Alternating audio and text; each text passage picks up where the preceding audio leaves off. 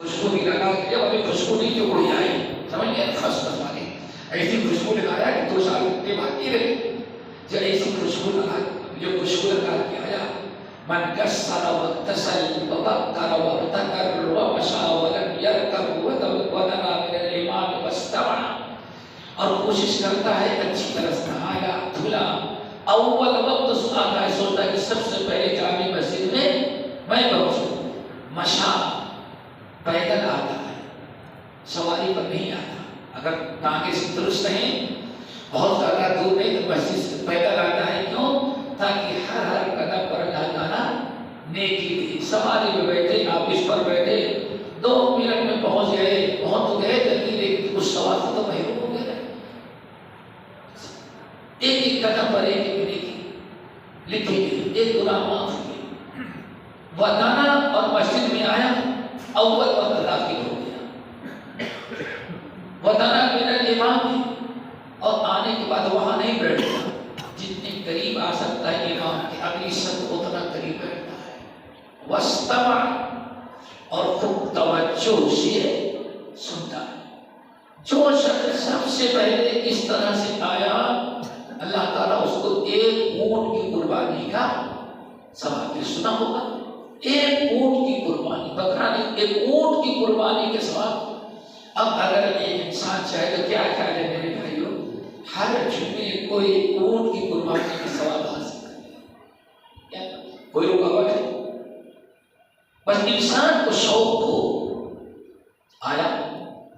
تو بچارے 40-45 سال سے کہتے ہیں نے ٹھان رکھا تھا کہ جمعے کے دن سب سے پہلے پہنچیں گے تاکہ اونٹ کی قربانی کے ثواب ملے۔ ایک دن گھر سے نکلے، اونٹ کی قربانی کے لالچ سے ہمیشہ حاصل تھا، راستے میں جوتا ٹوٹ گیا ان کا، جوتا کہے چپل کہے ٹوٹ گیا گھسیٹتے جا رہے، لیکن دیکھے بازو میں ایک راستے میں کوچی بیٹھا ہوا، تو سوچے کہ بہت ٹائم ہے، اور باورچی موشی کے پاس ایک ہی آدمی ہے، اسے مالی ہوگا تو جلدی ہمارا صحیح ہے نا، اسی کر کے چلے جائے تو اونٹ کی قربانی ضائع نہیں ہوگی۔ کہتے ہیں موشی کے بعد جو آدمی تھا وہ زیادہ ٹائم لے گیا، نہیں اس کو بھی صحیح کرو، اس کو بھی صحیح کرو، اس کو بھی صحیح کرو۔ اب ہماری باری آئی تو اس کو سیدھے سلاتے اتنا ٹائم لگ گیا کہ مسجد میں پہنچا تو اونٹ کی قربانی والا ثواب ختم ہو چکا تھا، ہم سے پہلے لوگ پہنچ چکے۔ ذرا دیکھو اپنی نیکی بچانے میں کتنی ہوئی۔ کہتے ہیں بہت افسوس کا ملا، میں نے کون سے گناہ کیا تھا جس کی بنا پر ما اصابکم من مصیبت، کوئی ادنا درجے کہ تمہارا گناہ، تمہارا نقصان، تمہارے تم کو پریشانی ہوتی، مگر کوئی نہ کوئی مسٹیک تم سے ہو رہی تب اللہ تعالیٰ نے تمہارا نقصان کیا۔ کہتے ہیں بہت غور کیا کہ اللہ کیوں ناراض ہو گیا، جوتا ٹوٹ گیا، اگر اللہ آ گیا ہوتا تو آج سالوں سے جو ہم اونٹ کی قربانی دیتے ہیں، اونٹ کی قربانی سے محروم نہ ہوتے، لیکن آج میں نے کون سی غلطی کی تھی جس کے بنا پر آپ نے اونٹ کی قربانی سے محروم کر دیا۔